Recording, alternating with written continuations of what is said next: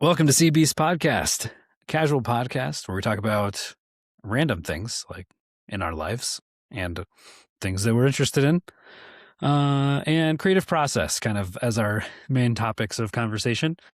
Today, we're going to be talking about creative envy, comparison type stuff, looking at other people's, comparing your art or your work. I guess creative envy. I mean, we are a creative podcast, but I guess it could be true of any skill set, not necessarily. Envy. Yeah, just Isn't that one of the deadly sins? it might be. I think it is, right? But since we're a creative podcast, I'm assuming people listening to this are in the creative space of some kinds. Yeah. Anyway, comparison and how comparison is the thief of joy. That's another thing there. Anyway, I'm Steven, and with me as always is Ralph. And yeah, let's just dive in. Ralph, what's been going on? What have you been up to the last couple of weeks? Good question. Not a ton, the biggest thing for me that's going on right now is my mom is moving, Wow. and so are my sister and brother-in-law, who also live nearby. Hasn't your mom lived there like most of her life? Well, I guess you were born in like North Carolina. I was born in North Carolina Okay. technically, and I lived there for like 4 years. Okay. But Where are they?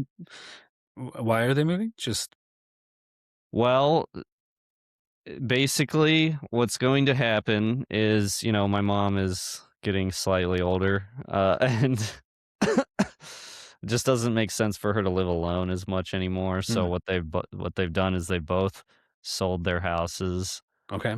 and they're going to move into a house together that has a mother-in-law suite. Well, like still in town? Yeah, I still. thought they were like leaving. You're like they're moving. I'm like, oh, she's going No, away. no, it's We'll never nothing see her really again. will change. It's just house situation Okay. switch up essentially Yeah. for both my sister and brother-in-law and my mom. And my sister is definitely happy about it because she has wanted to move for a long time, and this just kind of presents an opportunity. But Yeah. you know, That's uh very interesting. We have been recently talking more about like my wife Libby. Her parents are about retirement age, close to it, and so her when her dad retires, they're going to be moving out here to Colorado, and so we've been tossing around what that looks like. Whether we like, they'll sell their house and move out here, but then when they move out here, do we try to find a place together? It's an interesting, very timely on this. Right after this comes out, right after Mother's Day. So happy Mother's Day to all the mothers listening to our podcast. yeah, Um, happy Mother's Day. There's almost zero chance of any hey, mom being on here. that's not true because my wife listens to those podcasts sometimes. Does she honestly? Yeah, she's listened to a few of them. So, All right, cool. um, Shout out, there you go. Libby. Okay, But yeah, so we're going to be moving tomorrow. I have to help moving, and I'm so excited about it. You better believe. I feel like I'm at an age now. I'm not that old. I'm getting older, but I'm at the age now where I'm like, I don't want to move people anymore. I'm like, just Yeah, let's hire movers. I agree. Like, I've helped too many people in move in and out of houses. Several, like, I moved them into a house and then 2 years later, or like an apartment or something, and 2 years later I'm moving them again. And I'm like, no. And the worst part of that is sometimes these people, I'm not gonna mention any names. Sometimes these people, they don't have everything packed when you show up to Oh, move. yeah, And true. then you're like packing boxes. I'm like, I came here to help you move, not help you pack all your stuff. I know. So, Yeah. and I if helped one person move one time who I wasn't related to, and it was one of the single greatest mistakes of my life. So, dude, I've done it. I've done it too many times. lesson learned. Yeah, Yeah. I'm like, I'm just gonna hire movers if I move again. Yeah, Try to do I what I can agree. on my own, but I'm not gonna ask all my mid-30s friends and that have children to come and do everything with me because our backs don't hold up like they used to. Yeah, for real. Man, Okay. Any so that's tomorrow. I mean, that's a great Mother's Day present, you know. Yeah. And then Yeah. we'll probably, you know, go out to eat on Yeah. Sunday after church, maybe something like that. Yeah. Simple, simple. I got her for her little area in the new house. I got her. It's like kind of attached, but it kind of has its own setup. So I got her a welcome mat Nice. that she can use in her new place. Of There you course. go. Yeah. Yeah. That's interesting with Mother's Day managing 2 Mother's Days because I've got kids. So my wife is a mom. Oh right. And so it's like my kids are too young to do it on their own. So like I'm doing stuff for my mom for Mother's Day, but then she's out of state, so it's kind of more remote for that. Yeah. But then I have to like plan things for my kids to do for my wife for Mother's Day and be like, "Oh, it's from them. Like they're doing Yeah. this." But it's just a lot more that I'm trying to schedule out and like plan around. Like it's not going to be anything crazy. Um we don't have any my wife doesn't have like crazy expectations on it. We're going to try to keep it relatively chill and do stuff as a family and um do like a picnic lunch. Hopefully the weather's good Mhm. and all that. So, speaking of weather, this weekend, today, 60s, 70s. Wednesday, we got 3 inches of snow this past Oh. Wednesday. Oh It my was gosh. 30 degrees and 3 inches of snow.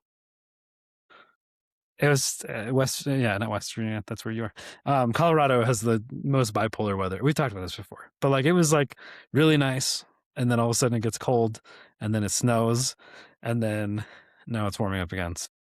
Yeah, I need it to be warm this weekend because it was cold last weekend and rainy, and so I was unable to actually do the yard work. Mm, So I need it to be warm this weekend so I can get the yard work done. If I let it go for too long, it's just it sucks. Just yeah, sucks to mow. Like so if I really need but I just checked the forecast and it looks sunny and relatively warm. So definitely warm enough based there you off of go. what I just looked at. We should be okay. Nice. Anyway, what's anything fun you've been playing, watching recently? Watching nothing new really.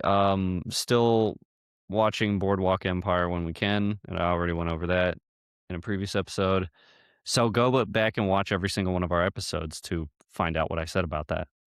Um, but playing, yes, I feel like we haven't talked about video games in a little while, but uh, I there's a few games.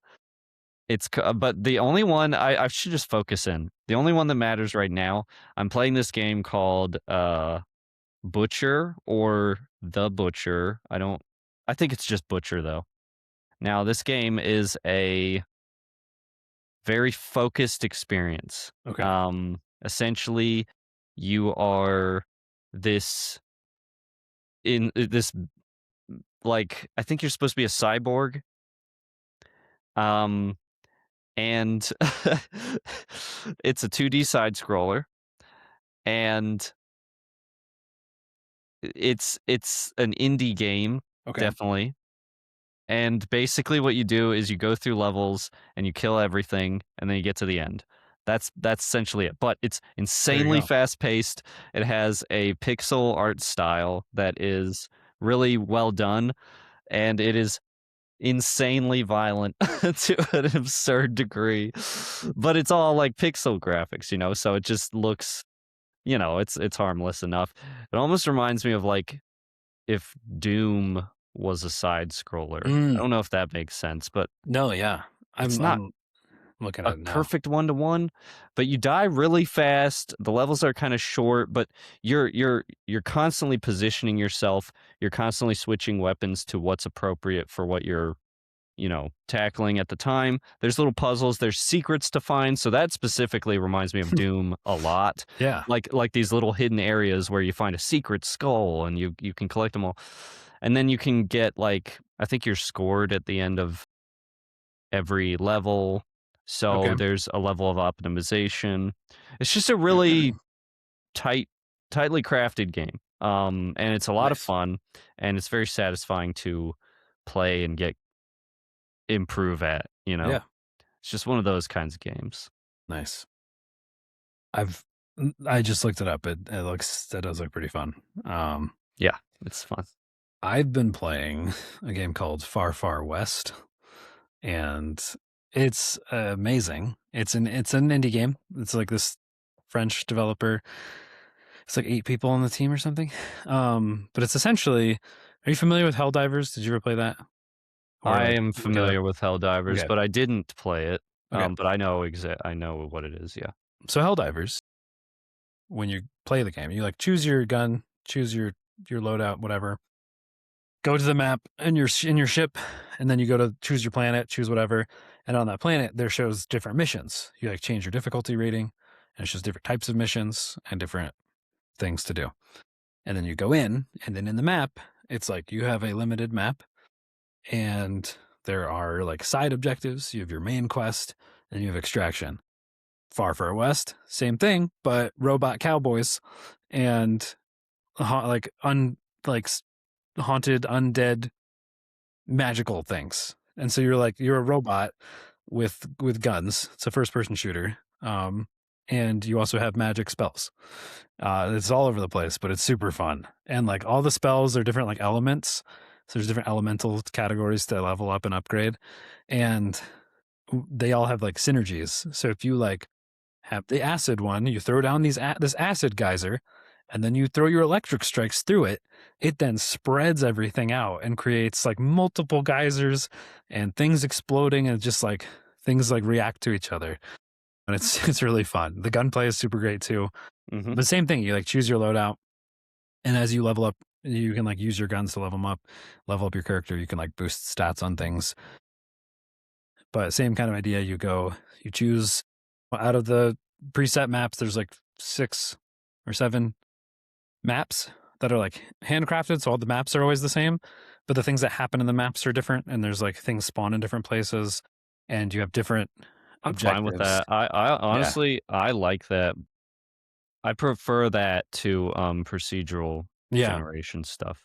That's kind of my idea for like my Smith video game. Whenever we get to that, it'd be like build out the levels, but then add variety into like Mhm. what events And happen and if stuff. it's well crafted, you could play a level 1,000 times and it's still Oh fun. yeah. Like, That, it I've got like 30 plus hours in this game already. Um, yeah. and it's super fun. There's all kinds of side objectives. There's secrets, which like with handcrafted maps, you can add secrets and like collectibles, secret quests. Like these things are there and they track over time. So like if you find all of the things, like it keeps your progress. If you find a few, and then next time you go back and shows you what you've already found. So like if it's procedural, you can't have that kind of like built out secrets in the same way. But Right. anyway, it's been super fun. It's great co-op too. I've mostly played solo, but I got like a couple of co-op games in with my friend Jesse. Um, so that's been fun. But Yeah. anyway, Looks cool. Looks yeah, cool. I hadn't even heard of it. Um, it just went into early access like 2 weeks ago. oh, okay. Oh, a week and a half ago. I don't even know. Uh, yeah, I think like 2 weeks ago. So it's pretty newly out there. And for being an early access game, it is very polished and has a lot of content already. Like it feels really good to play. It doesn't feel like I've had no issues. Some people have had bugs and stuff, but I mean, it runs so smoothly. I don't know. It's That's really good. good. It feels built out and like for early access. So Well, that's, almost a foreign concept anymore. a finished game? What? Yeah. Yes, that's kind of what I've been playing. Otherwise, started watching Yellowstone. Have you seen that? Oh, I know a lot about it, but it's one of those I've been aware of it for Yeah. quite some time. My dad likes it, and Okay. he always talks about it, but Oh man. I've never seen it so far. We just started like I think my wife's parents had watched it previously before.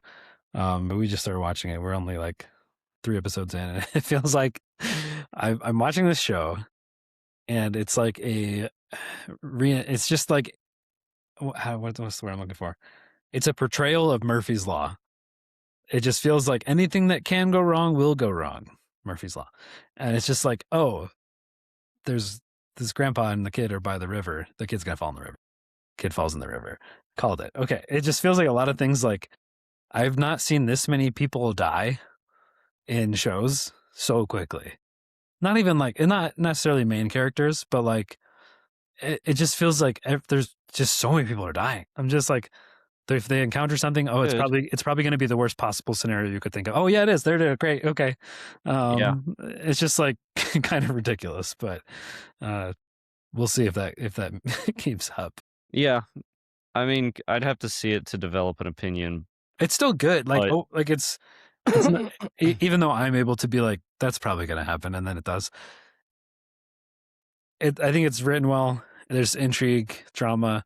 I'm not usually like super big on Western type stuff, mm, except for cowboys. Obviously, both of the things I'm talking about are Western themed. yeah, far, far That's funny. west. What are you talking about? You love cowboys. Yeah. You love westerns. I look, I used to hate westerns when I was a kid because they would always be on at my grandparents' house whenever we Mm. would visit. And of course, it would be like whatever, Green Acres or some retarded garbage like that.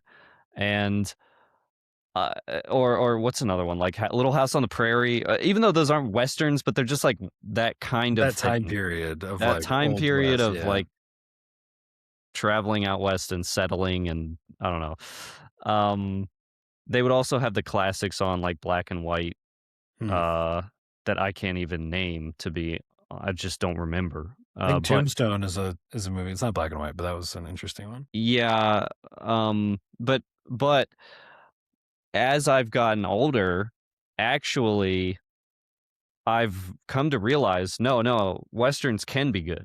They absolutely can be good. Not only just good, they can be great too. I've seen some great ones. One Western show that I highly recommend is this show called American Primeval. It's Hmm. it's relatively new, Okay. Western show, really good. One season, so, you know, one and done, easy, easy Interesting.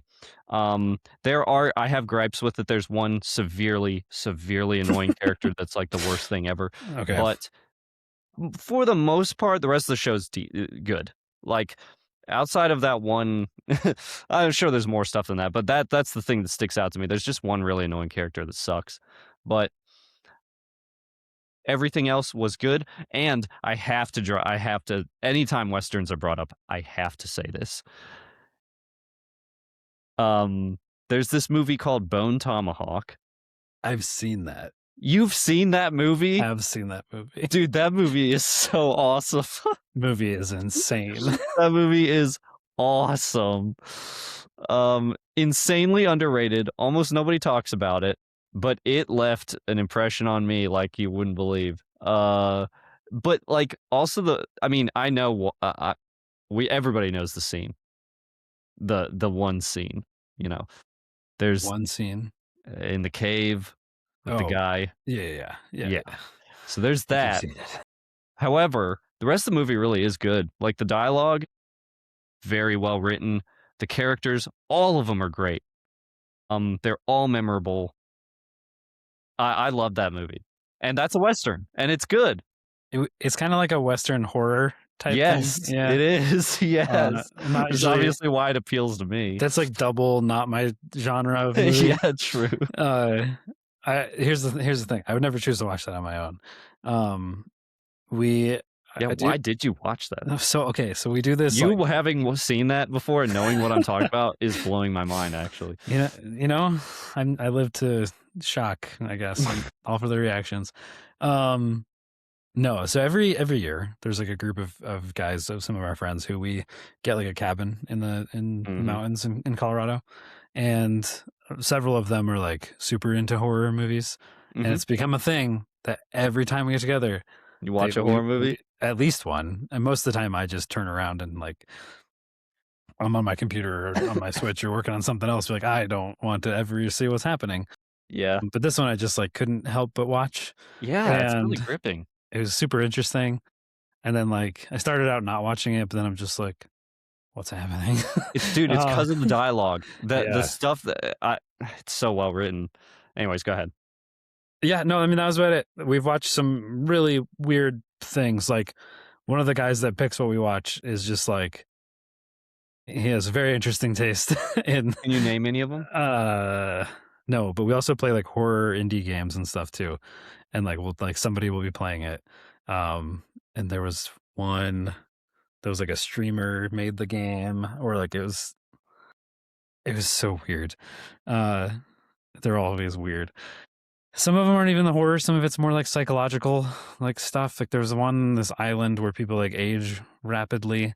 It Is wasn't that a movie old? Are you talking about Old by Yeah, M. yeah, yeah. Night Yeah. Shyamalan? Yeah, yeah, yeah. Oh yeah, that's that one. Yeah, I've Uh seen that too. which isn't like horror, but it's like That thriller. movie It was weird. That was a weird movie. It I don't know wasn't what happened to M. Night Shyamalan, he used to make decent stuff. yeah, I feel like it wasn't a satisfying ending. I don't know. Everything about it, I'm Oh, just like, it was trash. what is happening? It was so weird. There was some really weird stuff in that. I don't want to I talk about know. it. I don't want to talk about it. Never Like, mind. So I bet I know what you're talking about. the girl, yeah, that ages quickly, and then yep. So then she has a baby. Yes, Yeah, yes, yeah, yeah. and the circumstances behind that are very strange. All of it is just. Yeah. I'm like this is so messed up. I don't want to talk about this anymore. All Oh, right. it's so So funny. anyway, so creative envy.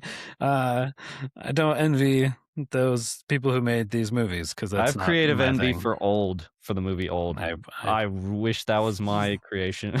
yeah. Okay. Good. And we're gonna just wrap up this podcast now. Then, um, I feel like we need like a palate cleanser between topics here. Uh, Let me think. Okay, I'm a quick little tangent. Side note of entertainment.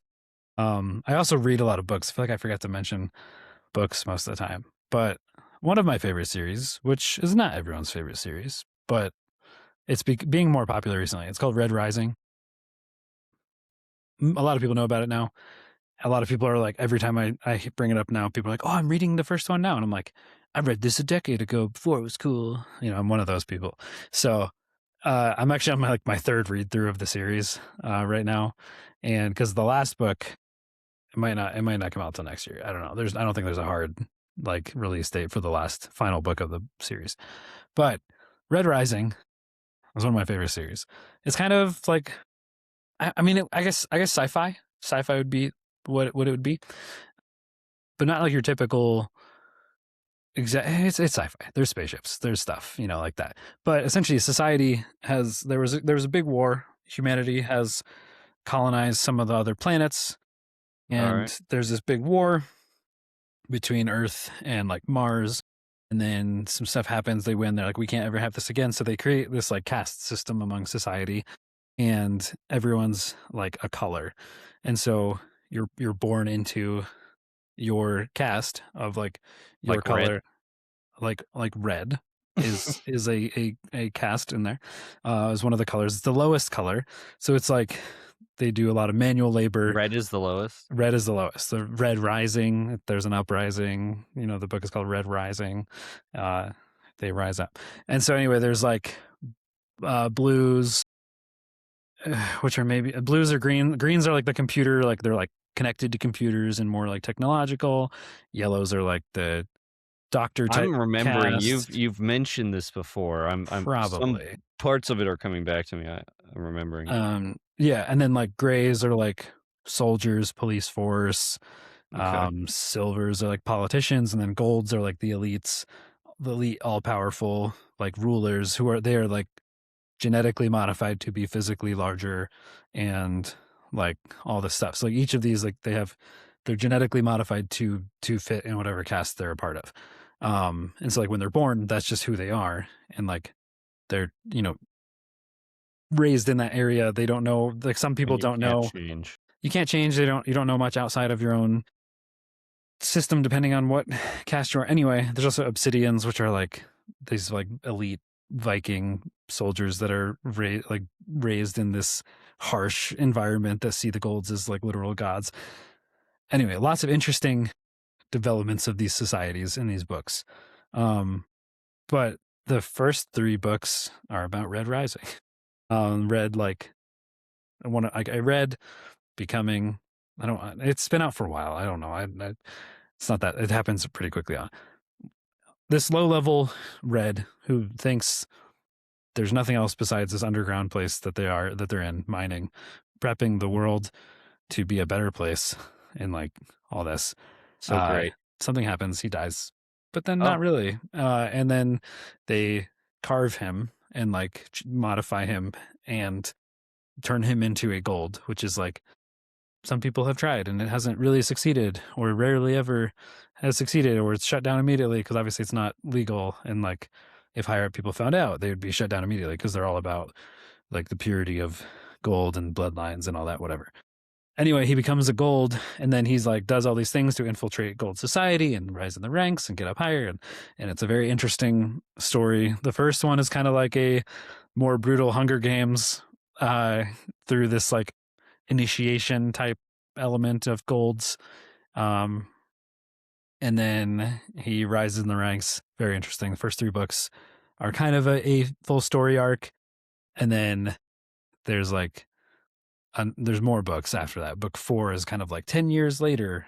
These events happen, and it's kind of then changes to society based on results of things that happened in the first three books. hmm, Um, Things that like have changed drastically.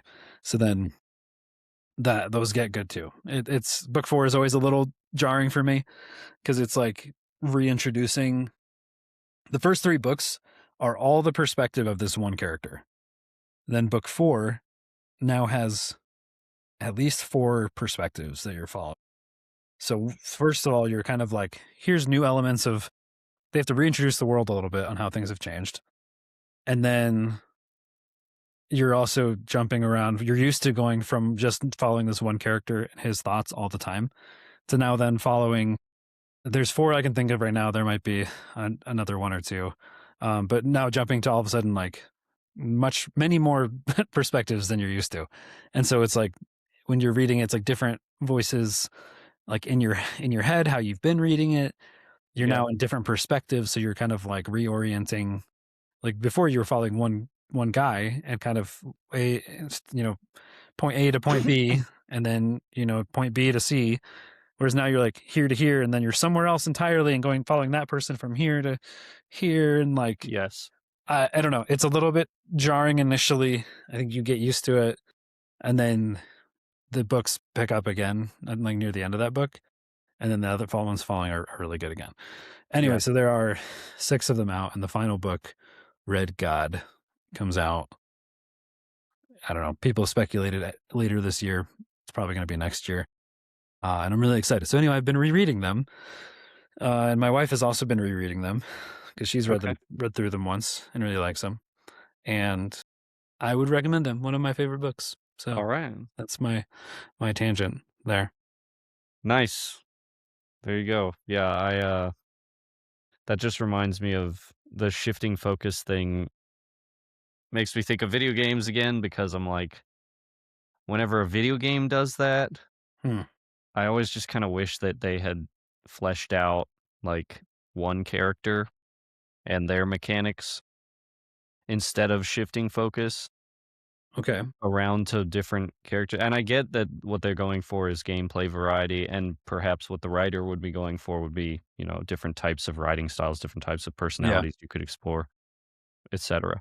But Okay. Oh, sorry. Go ahead. well, I was just gonna say, you always the downfall is that you literally there's no way not to just prefer one over the Yeah. rest. So if you're gonna spread it out, you're going to detrimentally affect a percentage of whatever thing you've created, for pretty much everyone who plays or reads or whatever. What are your thoughts on when they did that in Halo 2 with like between Master Nope, Chief and the that's Arbiter? completely different because they play exactly the same. There's literally no difference between how they play. Arbiter has active camo instead of a flashlight. That's, not such a Yeah. humongous Okay. difference It's that like it different really equipment. changes it. Plus the active camo is only situationally useful. Um, Yeah, that's true. And it's not very long. but I see what you're saying, and look, it has been done well before. One example that comes to mind would be Sly Cooper 3: Band of Thieves, where you get I to don't think I play played that as one. Sly Cooper, Bentley, and Murray. the 3 characters, and they Okay. all have their different strengths. You definitely always still just prefer playing as Sly Cooper, that's always gonna be true. It's true, like, absolutely. But you do it in the 2nd game too. Does it affect the story, or is it literally just It affects the story, and that's why it's good. interesting? So the one that I misspoke. You still do play as multiple characters in Band of Thieves, but whatever with that. Um, oh, dude, I'm getting so confused. I'm sorry, listeners. Sly Cooper 2 is called Band of Thieves. Sly Cooper 3 is called Honor Among Thieves. Whatever. Okay, Sly Cooper 2 is what I'm referencing. You play as the 3 main characters, and you bounce back around among them, but it serves the story very well, and Sly Cooper 2 has a really good story on top of that. Like, it's not just a brain dead platformer. The story beats, the style behind it, all that stuff, and even playing as different characters. There's one point towards the middle of the game where you shift focus to one of the other characters, and there is such a sick plot reason why, and it heightens the gameplay experience to a lot, and it's just quite well done. And Yeah. so, plus you still are playing the majority of the game as Sly Cooper, Okay. so I feel like it's forgivable, even though I would still say a more focused experience is nearly always better, where they just flesh out the core Yeah. fundamental I, gameplay loop. I think for Halo 2, I think there is benefit to the story with Mhm. I I think agree. there's some changes with story with Arbiter missions.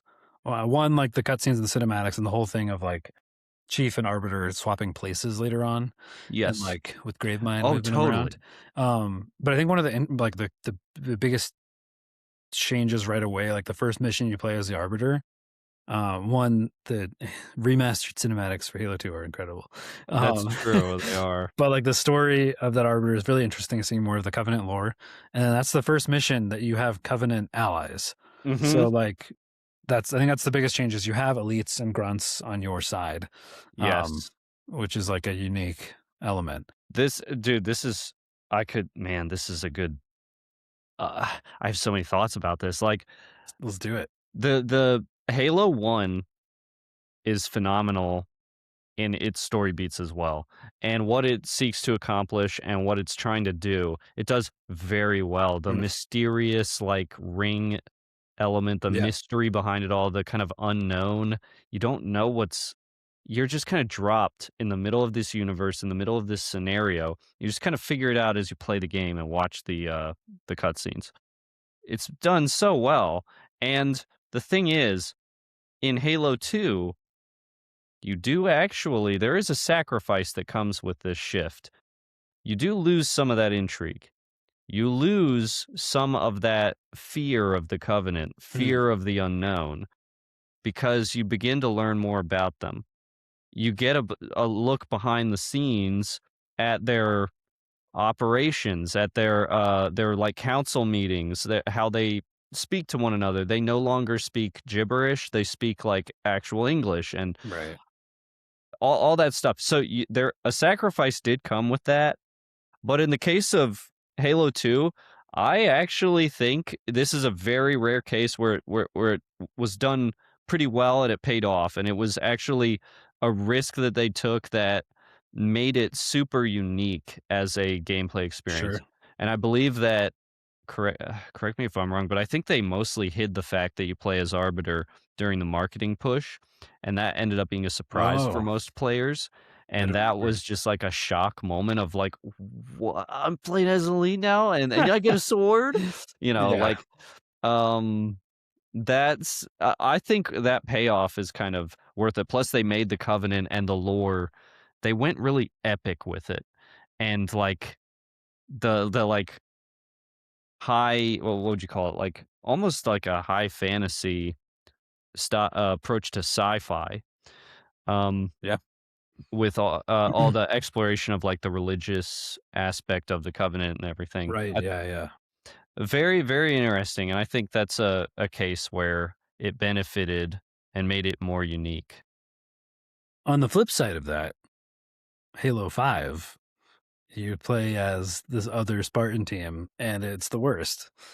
Mainly because the Yep. story is them hunting Chief, and like you don't play Yeah, as who wants Chief that? as much. Like I think it could have been cool to play as other Spartans, and if they Yeah, did it it was in Reach too. It was in Reach. right, They yeah, did it yeah, okay in Reach. right. That was a different story. That was great. Uh, even ODST was like that was a unique, fun, like Yeah. And I'm not calling those great games. I would say Reach and ODS2 both have their problems. 1, 2, and 3 are absolutely the golden era, threes. I mean, yeah, they're all great, but but Reach was at least not bad, and, everything Reach. 343 has I think done has been bad. I think Reach was good, and they had a lot of good elements that they incorporated, especially like leading to multiplayer and like Mhm. random things like that. Anyway, this is our Halo podcast, by the way. Sorry, guys. Yeah, But Halo. then, yeah, like I mean, we've talked probably about this before. Like, not we don't like 4 and 5, at least story wise. I think there were some gameplay elements here and there that were fun. Like, you and I played through Infinite as well, and I think there was a lot of Yes, potential there. It just but it almost wasn't felt fleshed out. yes, there it was a lot of potential. Gameplay was good, like, the gameplay loop was pretty fun, and the grapple was a good idea if slightly gimmicky, but it was still pretty well implemented, felt smooth, the gameplay felt like classic Halo. It's just that the whole thing is, like, on principle, I still just don't respect it because it almost felt like they only gave us Halo Infinite because they were beaten into submission because I mean, I everybody think kind of. every single time they tried to ruin it, everyone hated it. Big shock, and then they're like, Uh, "Fine, here, have Infinite, but we won't even give you split screen for, like, a oh year my or god, yeah, however it was a long." long time after. Yeah, Like, the development s just like, co-op in the and general. they couldn't fix the UI. They couldn't, like, add a button or something at one point. I How remember that. Yeah. incompetent is it even possible? Like, I was reading something recently too, and then this is the last thing, and then we'll get off Halo. But okay, um, me too uh, before I spurg out.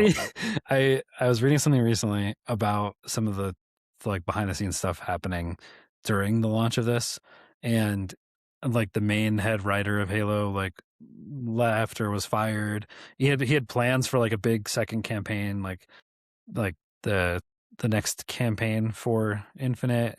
They were gonna add things like a snowy region and like a lava region, all this stuff. And then like a bunch of people left all around the same time.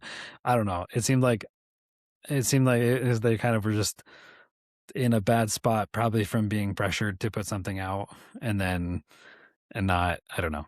There's a lot of behind the scenes stuff I think that unfortunately affected what was going on, but that just shows that you should never have big teams. True. Halo was small at the beginning, and then it just got too big for its britches. Yes. Does yeah, really, it's true. It's Yeah. true. Anyway, okay. So, topic of the day, um, creative envy comparison. That's kind of what we're talking about. It's very timely as I'm working on a lot of illustrations for my book. So, okay, a small little progress update. I did 2 pages in the last week, and I did 1 page the week before. And my goal is to try to illustrate 2 pages a week, which will bring me to sometime, probably, hopefully, end of August, that I'll have all the illustrations finished. Goal is to have this book out by Christmas. So that's kind of little update. Now that I've said it Wow. on the Really good for all podcast, of you. yeah, Merry Christmas. It's only gonna be $800 a book. So Yeah, don't get Steven started on Christmas. It's too early. I haven't. It did snow on Wednesday, like I said, and That's true. I did not listen to The Christmas weather music, is, yeah, and I did not get any Christmas decorations out. So we're okay for now. you're We growing. I got a few months before I get into that. So Yes. um anyway, uh sorry, I just remembered something else. Random update. The game jam. We talked about that last week. Yes. So we got final results on that. I think I texted you, Oh, but yeah, yeah. my friend and I got 16th place out of 190 submissions, Not and bad. my art got 11th place out of 190. Alright. So top 8% or something for the game. Um which is pretty good. So anyway, that was that tangent. Uh, yeah, comparison. is like what we're talking about, creative envy, whatever. I'm doing all these illustrations, and so we've talked about how I've not done this many illustrations before, and so I'm working on stuff for my book for Wally, and it's coming along well. I feel like they look good, but there's always this thing in the back of my mind that I'm like, is my art actually good? Am I good enough? Is it? Are people just telling me what I want to hear? And like, then I also see books that I have like for my kids that I've read them, and some of the art out there that's like really good. And so then I'm like, oh man, my art doesn't feel this good. But I'm also comparing myself to like 10, 15, 20-year veterans of the industry. And even then before that, we're probably doing illustration and stuff before that. I've only really been focusing on illustrations for like maybe 2 years on like drawing, focusing on getting better at drawing. I've done random different art a lot of my life. I did like random painting stuff. I've always sketched and drawn stuff, but like not with the intent of like I'm going to be an illustrator for a book or anything like that. Like this hasn't been a thing I've pursued before, so I'm not to that same level. And so I see these books, and on there's like two sides of this. One that I'm like, I know I don't have that level of experience. I can't expect to be on par with them, but at the same time, they're kind of my competition in this market of children's books. Kind of. Like it's a big market. There's lots of books. There's lots of things out there. Um, but when I'm like, oh, I look at their art style and their work, I'm like, that's really well done, really stylized, unique to like their style. And like then I look at mine and I'm like, I think it's good, but I don't know how to compare it to like when I don't have the same experience. When I'm like, my goal is to have something good enough that people think it's good and want to buy it, and that it accomplishes my vision for what the story is, and like the art, embodies that. Uh, but without that level of experience, it kind of goes back a little bit to when we talked about imposter syndrome. But it's also like directly comparing of like how other people are doing things or like their work, and I feel like it's a difficult thing to get stuck in because you can everyone I don't know. There's a lot of things with envy, not even just creative, that like what people post on social media. They're like, "Oh, I'm at the beach. I'm doing blah blah blah." And you're like, "Oh man, their life is so cool. They do all this stuff." But like you don't know what's actually happening. You just see these highlights. And there's something similar with like these books that are out there, or like artists and their work that they post and things. You're like, "Oh, I wish I could do that." Like you're not seeing the work that they put in to get there. So that those are some random rambly thoughts I have on like creative envy, is like things I don't even know if it's struggling with, but like I'm working on things I'm working on, and I'm just going to keep pushing through and working on it. Even though I see these other people and like things they're working on, and like wish my work was to that level, but at the same time it's like doesn't it's not a direct comparison because I'm my own person and I have my own goals and own style. I don't know. What are your some thoughts? What are your thoughts on what I'm talking about? I guess there's a lot of random things to pull from there, but not necessarily all cohesive. Um, well, I get it. Um, it is especially hard these days because you have the you have very impressive impressive attention grabbing artwork to look at your fingertips constantly 100% of the time. Because your algorithm is going to feed it to you because you're just going to see it. You're probably researching it, so that's going to encourage that algorithm to feed more of it to you. Plus, you need actual inspiration Right. to work some of the time, right? So that is discouraging on some level if you're constantly comparing yourself to something somebody else did. It really is hard. Um, I definitely go through it, and I'm just trying to think of what the answer is because I don't really know. Yeah. Uh, I think. that the best thing you can do is go off script sometimes. You know, you're comparing yourself, you're checking the rules. You're almost looking at other people's work as your rule book, and trying to emulate things about these things that you're looking at and referencing. Maybe like you have a style guide or like a mood board, and you're like, I want this bit of this from this and to do this. Um, Sometimes the best thing to do is just to go off script and do something weird just because just something that came from you.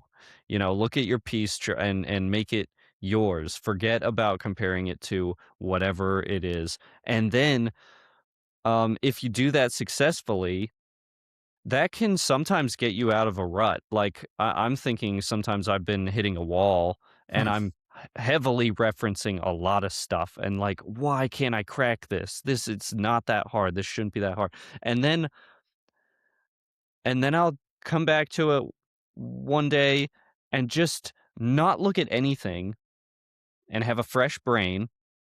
Maybe it's like the next day after I slept or something. Come back to it the next day. Don't look at the reference again and just look at your work and work with it for a little while. And sometimes Hmm. you can hit a breakthrough moment if you do that. I think that letting yourself drive instead of letting your idea of somebody else's work guide you and kind of take the reins from you, so to speak. Yeah. You get a little bit of your voice back and you can move the piece along and it starts to look unique and um, it it might even work out better than if you had tried to emulate something else. Yeah. At some point, you just have to like you have to put the work in yourself if you want to be as good as some other piece you're seeing or someone else that you're seeing, and you're like, oh, they're so good and they do have 10, 15 years, whatever experience. Like, okay, then you have to put in the effort so that in 10, 15 years from now, you have been working hard. And then you could very well be in the same position and you could be like, have that same level of artistic talent or skill of whatever you're working on.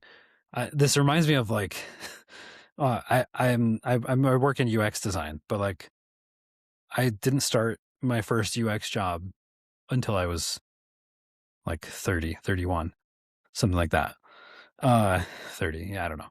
And so like before that, I graduated college with like a degree with broadcasting and digital media, focusing on like audio production. Never got a job doing that. I then worked doing audiovisual tech work, like installing, running cables and ceilings, installing TVs, speakers, web conferencing equipment for like 5 years. I and I'm like, and there was like skill sets that I tried learning there. I did classes for programming. I did 3D modeling. I took like night classes doing graphic design stuff at like a local community college, and like a bunch of things that I'm like, okay, this isn't. I don't want to be doing what I'm doing now, and so I'm trying to like figure out what I want to work into. And I was like I said, I worked that job for like 5 years, doing like trying a bunch of different skill sets the whole time I was there.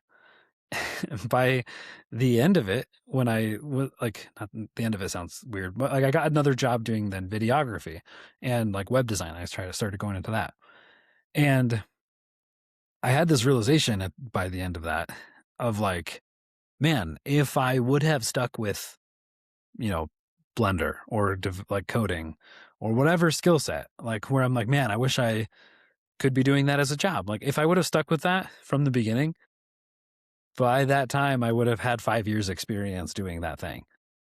And so there's some element like where I had to like have a sit down with myself and be like, okay, uh, I don't want another 5 years to pass with me having regretted not pursuing the thing I want to do. And so that's when I really like stuck to my guns on like web design at the time, converted into like UX design and into the job that I have now. And like, so when I started doing that, I'm like, okay, I'm going to do this because I think this could be a good career field and I want to get into this. And so I'm not going to do it for a month and then like, you know, go to the next new shiny thing, that I have an interest in. And like I want to actually get good at that. And that was kind of one of the first things, some of that is my personality. And like get excited about the new shiny thing, whether that's a new hobby. Like I've done woodworking, I've done random house projects. I did like painting in the past. A lot of my things revolve around creative projects. So I don't think they're like, I don't see them as like waste of time. Everything I've tried has been a good experience. Um, but like they're not things that I do all the time. And anyway, so I knew that about myself, that I'm prone to not follow through. Sounds bad, but like when it's my own things, like prone to like keep trying different things and not sticking with one thing. But that was, so then like knowing that about myself, I was able to kind of really hone in on this skill set, and even and like push through the parts where it was, hard, where it's like, okay, I got past the basics, and you know, it's been interesting, and now I'm into like the nitty gritty, like developing, getting better, like jumping into a new skill set, creating something small feels great. But then like after that first step gets really hard. And then eventually when you have enough experience, then I feel like you get to like another level of like, this feels great. And so that was with my career. Knowing that about myself from that, when I started doing more of these like creative projects, working towards like, I've worked on board games in the past. I had several ideas that I prototyped, got to different levels of, and had different barriers to some of that. And like I tried doing my own art for a bit, but then it like wasn't great, and I didn't really stick with it. So then coming through to this like story and like wanting to do the book and like illustrating, I'm like, man, I have wanted to get good at drawing and like illustrating for years. But and I see like at the time I would see all of like Ralph stuff and be like, even there was even a time where I tried learning digital painting at the same time, like when you were learning stuff, and I was comparing myself to you. And like you'd been doing it for several years longer than I had, when I was trying to do it. And like you tried to teach me different things, but like your process was different than like how I go about, like how I go into things. So I'm trying to just like adapt your style, but then I'm also like, man, it's not as good as what Ralph did. And I'm like, but I'm not like thinking about the years of experience you have over me, and like the effort and work you've put in to get to that level. So with picking up illustration and drawing, things I'm doing now, for the last year and a half, whatever, that I've like really been like, I'm going to do this, and like taking the steps to improve and learn like the skills to do it, learn things about like fundamentals and all that too. And like all that stuff, like those are the building blocks. And like, yeah, anyway, all that to say, I've been focusing in on it because I don't want to come another 5 years from now and be like, oh, I wish I had stuck with that and had finished that book. Like, no, 5 years from now, I want to have like multiple books out and like feel like a confident in my art skills and the next thing, and not looking at these other people that have successfully done this and been like, man, I wish I was there. Wish I could do that. Yes. There's my soapbox. Very good. Yeah, a lot of good stuff there. I agree with you. I think that's one of the best things a person can do is pick a few things, and it should be a few, shouldn't be a lot. Pick a few things and stick with them. Keep going because you do reach new levels, and then more unlocks for you There you go. after that point. But you really can't do that across like very many things because true mastery is virtually unattainable. Like the amount of effort you have to put into actually master something is absurd. Yeah. Almost like you shouldn't even think about it because it's like it's just a astronomically high level of effort. Um, Yeah. You're only ever going to get there like if it's something you're passionate about. yes, you have to want it. You have to Yeah. care about it. That's why when you pick the thing that you want to stick with, it should be something that you just know you care about a lot. The examples that come to mind for me would obviously be, uh, I guess, hmm, I guess you could just call it. I've just focused a lot on digital creativity in general. I guess you could say branding, graphic design, illustration could all kind of fall under that. Um, and then the other one for me would be music, which would be, the instrument that I play. So sticking with those, I've always just kept up with those 2 things, in trying to keep at them and try to improve and learn and keep up with it. Um, and I think another thing to do with the envy aspect where you're looking at other people, whatever, there's 2 things you should realize. The first one is that you're actually just worse than you even think that you are. Like, you're just the ceiling is so high in anything. Anything you wanna do. Yeah. Take the most talented person you can think of, they haven't hit their ceiling. They still wanna improve as well. So, everyone's there. Everyone's at that point. No one's looking at their own work and being like, "Finally, I've made it. I'm done. I'm Yeah. finished." And if they are looking at things that way, that's just a flawed mindset. That's just there's an issue with that individual. Yeah. But the second thing that you should understand is that you're actually a little bit better than you think that you are too. Ooh, flipping it on us Uh, there. so like, I guess I this is a personal anecdote, so take this with a grain of salt, whatever. But and this also relates to the instrument that I play, not the digital creativity stuff that we usually talk Creative about. thing. Sure. So I think that I'm trash. I definitely do. And I look at other drummers all the time and I see how great they play. I see how fluid they are, how tight they are with their timing and just like all these crazy stuff they're doing. And I think that I'm just garbage. I just that's because that's my whole world. I'm just looking at them and I'm comparing myself to it, and I'm never happy with my Yeah. personal results. But then, I'll play or someone will see something and they'll say like, "This is dude, this is cool. I had no idea, that you played like this," or "I just didn't realize whatever. This Sure. is really cool. Nice." You know. So, I think anyone who's learned any skill to any degree, Yeah. that's kinda how it is. People don't know how to just do this. You shouldn't take it for granted. You might not be where you wanna be, but it's still cool that you're doing it and you've come far from where you started if you care about it. And the stuff we're talking about, we definitely care about. We put a lot of time in, and we haven't seen no progress. So it should be encouraging, just kind of like the perspective of this just isn't something that comes out of nowhere. You Yeah. know, you put time in, you gain skills, you get better, and and you should appreciate that about your own self. Yeah. I this happened just the other day.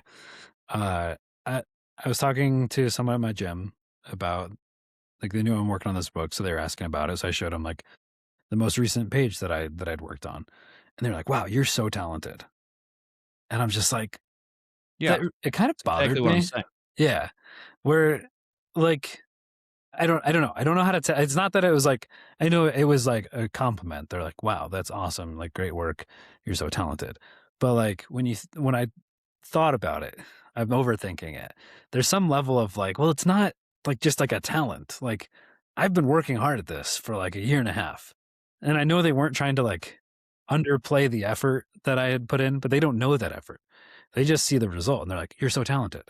And some people are like, "Oh, I wish I was creative. I wish I was that talented." And I'm like, to some extent, you can be like if you put in the effort. Like I've, I didn't say anything like this. Well, I was just like, "Oh, thank you. Like that's like I really appreciate that." And so like it's great, but like I feel like there's this misconstrued con- like thing about talent and creativity as this like thing you have or you don't. There's some well, level of taste. There's some level. There's like some. design sense, There's natural born ability plus plus the there's effort. nature plus nurture. You can Yeah, nurture a skill, you can also be born with a certain propensity. right. But there's always some element of effort that needs to go in to become like good at it. Anyway, that Yeah, was the a random. naturally gifted versus the person who puts in the most work is a debate as old as time for Yeah, sure. for sure. Does suck for the person who has to put in the work. That's true. Thanks. Just Play to play no, I'm not even saying that's me. no, That's I know. certainly not me. Uh, I can play devil's advocate slightly just to say, Sure. like, unfortunately, there's no real, like, concise way of expressing what you're talking about. Yeah, Like, the expression is just there. "Wow, that's you're really talented." I don't know how someone would say, like, "Hey, man, you've been I really working really appreciate hard. how hard of a worker you are. Look at that." That would be just, like, weird. No, I know, and, like, that's why I didn't, like I wasn't, like, offended by it. Like, Yeah, I I did know take what I'm you're like, saying. "Oh, I appreciate that," like, that comment, and it makes like, it's validating of, like, the effort I've put in. Yes, Uh, yes. it was just, like, something I was thinking about afterwards where I'm like and it didn't actually bother me, it's just something that I thought was, like, an interesting It is interesting. expression how that becomes. Uh, Yeah, some of it's not talent. Plus, you could also people tend to say that about creative things, yeah. whereas you could apply that same thought to basically anything. Like "Oh, no, my toilet backed up. I gotta get somebody to" and they come and fix it in 10 minutes. You don't look at that guy Whoa. and you're like, "Dude, you're so talented. Thank you." You cleaned that right up, It's like, man. "Wow, you Nice know work. what you're doing? Good job." Yeah. Yeah, yeah, that's but the same idea applies. It's know-how, it's effort, Yeah. it's, like, research, and you just know what to do, and you have experience. Um, that is yeah, that all plays into it for sure. And I know, like, what I'm doing is the right way to get to where I want to be. I'm like, I want to have really, like I wanna have, like, good quality, good-looking books, and I think my art is getting there. Um, I don't know, I'm always gonna be like, that's the hard thing, I'm always gonna be a big critic of I feel like with your digital painting from, like, when you started, some of your earliest things where I'm like, "Dude, this is incredible." I, like, genuinely thought, like I still think they were, like, they're really good pieces. Like, the even if, like, you hate some you don't hate them, but, like, the ship with the lantern, I just freaking love that one. I always love that one. Nice. There was one with, like, a hot air balloon in this, like, Yeah, I remember interesting that. landscape, and, like, I thought those were great, and I think you were always, like, more critical about some of them because it's not up to, like, your standards, or, like, what you want it to be maybe. Yeah. But, like, I feel like I would always be like, "Man, this is, like, really good," and I genuinely meant it, and I still think they're really good. But there was some element of, like, you always, like I don't know if I don't know what it was, but you're, like, not being super as happy with it or something, or, like, wanting to get better, wanting to be Well, more, and I think there's a balance to be found yes. all the time, so Yeah, to be fair, I will just say to anyone, you shouldn't be like me because I'm basically like that with every aspect of my life. I'm just never happy with what I produce or what I do. I'm very, very self-critical. And actually, the funny thing is, on this podcast, I've noticed I almost don't come across that way. I almost feel like I have to backpedal. Like, dude, guys, just a reminder. I don't know anything. I'm not that because I've said stuff I'm the definitive voice on whatever that thing may I think be. you have great thoughts on here. But but naturally, I don't. I am. I don't know. I'm very.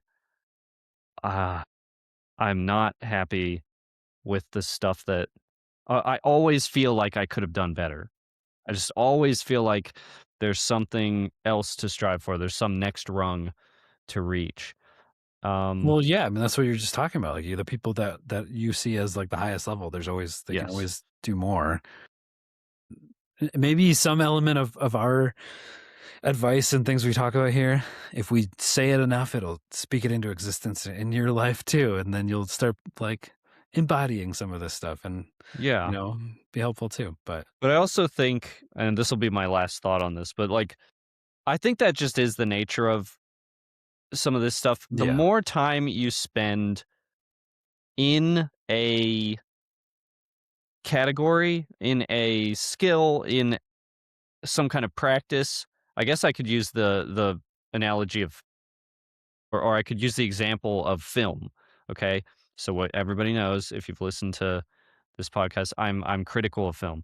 But it's because I've spent a ton of time analyzing it and watching a bunch of types of film that most people wouldn't, because they just wouldn't find it enjoyable, but it's just because I was curious for so long. Um, I spent a ton of time in it, and now I'm just more critical of it. Same could be said for video games. I'm more critical of video games because I've spent a long time experiencing video games. So you just gain this awareness of what quality looks like.